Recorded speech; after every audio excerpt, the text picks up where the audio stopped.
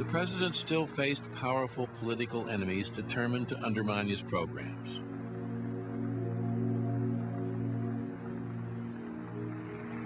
January 20th, 1937, the day of his second inauguration.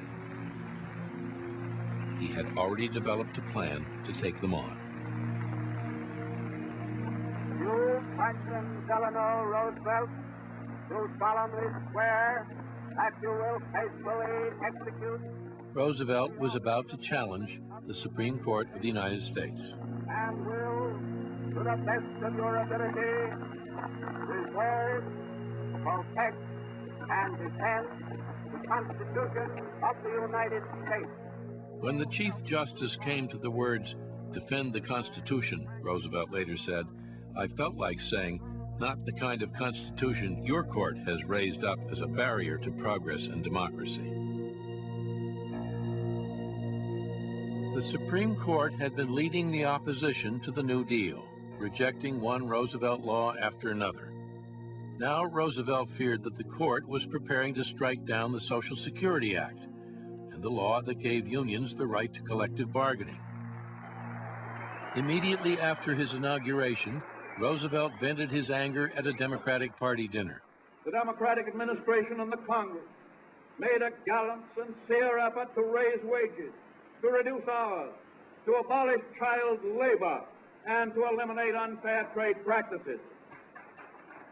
Roosevelt not only wanted a court that would rule favorably on New Deal legislation, he wanted a measure of revenge because he took personally a number of the opinions, a number of the actions of the court. And I defy anyone to read the opinions concerning the AAA, the Railroad Retirement Act, the National Recovery Act, the Guffey Coal Act, and the New York Minimum Wage Law, and tell us exactly what, if anything, we can do for the industrial worker in this session of the Congress with any reasonable certainty that what we do will not be nullified as unconstitutional. He was upset. He had good reasons to be upset, but one of the few times in his life, I think, that he miscalculated. To save the New Deal, Roosevelt proposed a radical piece of legislation, a bill to give him the power to appoint additional justices to the Supreme Court and outnumber his opponents. On Capitol Hill, critics argued that Roosevelt's bill challenged the Constitution itself. I shall not be a party to breaking down the checks and balances of the Constitution. A packed jury, a packed court, and a stuffed ballot box are all on the same moral plane. This is more power than a good man should want or a bad man should have. This is a nonpartisan battle to preserve an independent Supreme Court.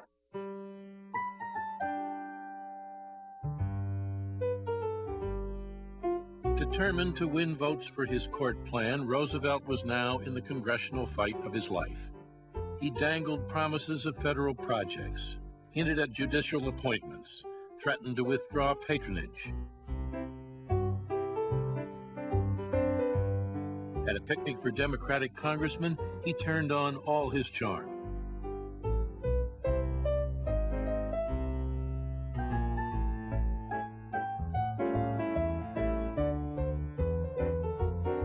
This time, it didn't work.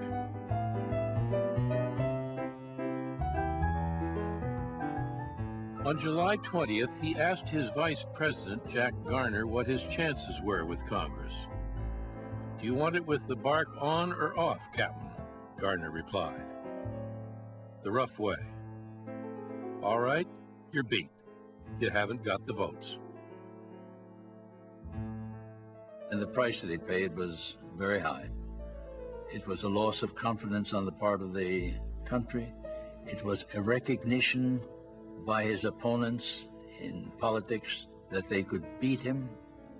It was a recognition on his part that he had lost some measure of power. And then the economy snapped. The stock market crashed again. Businesses failed.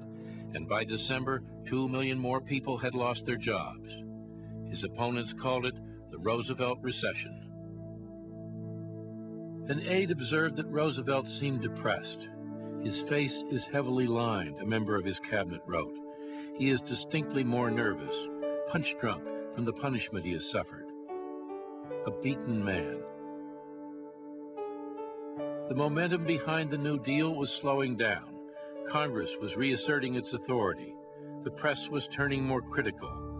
And he now faced an even more terrible crisis.